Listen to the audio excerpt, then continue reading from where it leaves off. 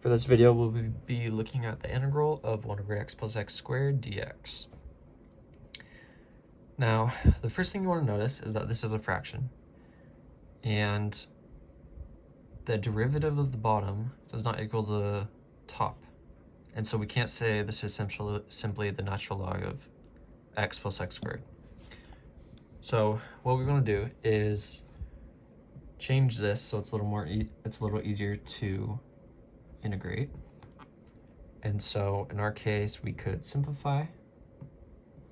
So we can take out an x on this side, or on the bottom, sorry. We'll be left with this equation. And from here, hopefully you notice that we have two products on the bottom. And if you have a fraction and two products are 3 or 4, you can use something called partial fraction decomposition in order to solve this integral. And so what that is you will take our equation that we have, and we will change this to be equivalent to the sum of two fractions with each of these as the denominator. And we'll also have a constant attached to each of them, which is why I have these a and b next to them. So now we've set up this equation right here. If we can solve for a and b to make this equation true, we can change this integral into an integral for this right here, right? And that'll be a lot easier to integrate since the derivative of the bottom of both of these is equal to the top. So what we can do is, first of all, let's simplify this because these fractions are not fun to deal with. So we can multiply the whole equation by x times 1 plus x, like that. That will give us a times x times 1 plus x divided by x. X in the numerator, x in the denominator, those will cancel out. We'll be left with a times 1 plus x. Okay, now let's do the b. So we have this x plus 1 in the denominator, and then this x plus 1 plus x, same thing in the numerator. So those will cancel, and we'll be left with just this x. So we'll have b times x, okay, equals, these two will cancel, which will give us just 1. Now from here, you might say, well, this doesn't really help us because we still just have technically three variables, in this case 2 constants that we're trying to solve for. And so what we can do to get around this, to solve for one of these, is set x to a number in which one of the constants cancel out to 0. So if you see, this b and x are multiplied together, right? If we set this to 0, this x to 0, this b will cancel, and we'll be left with just this a. Because remember, this x will be 0, so we'll just have one constant to solve for. So let's go ahead and do that. So if we plug in 0 for both of these x's, we get a times 1 plus 0 plus b times 0 equals 1. This b will cancel. 1 plus 0 is just 1. A times 1 is still a. We're left with a equals 1. So let's erase this now. Now we know that a equals 1. We'll just put that off to the side for now.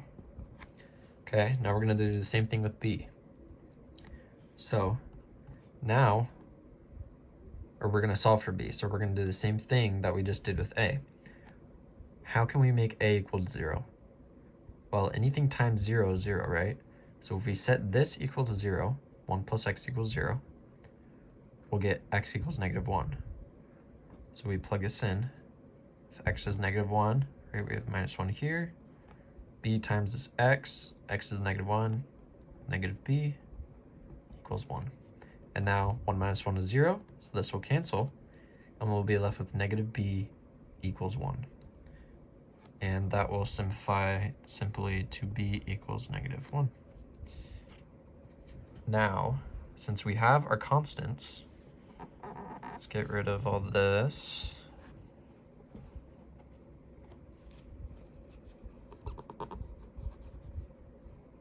Okay, so now since we have these constants, we can plug them in right here, and if you want to, you can check, you can multiply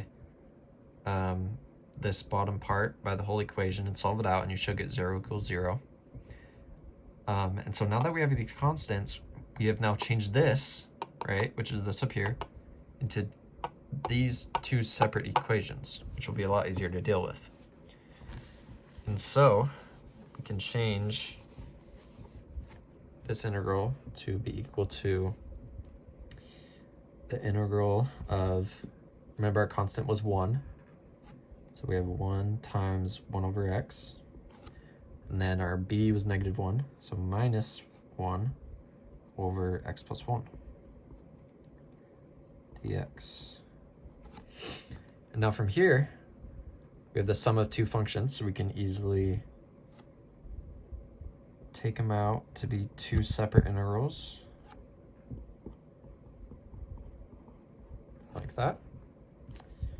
Sorry for my penmanship, it's not the greatest. And so now we see we have these very two simple integrals.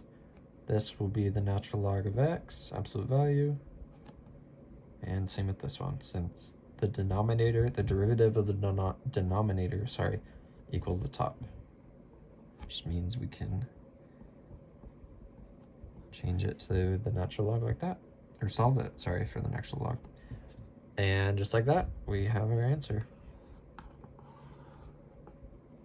And if you're not familiar with just knowing these integrals off the top of your head, especially this one right here, you can do u substitution in order to check.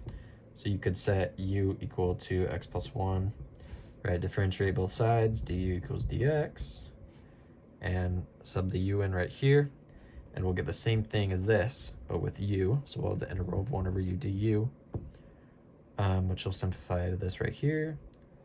Change the u, and we should get this natural log of x plus 1. And there you have it. The integral of 1 over x plus x squared is equal to the natural log of the absolute value of x minus the natural log of the absolute value of x plus 1 plus c.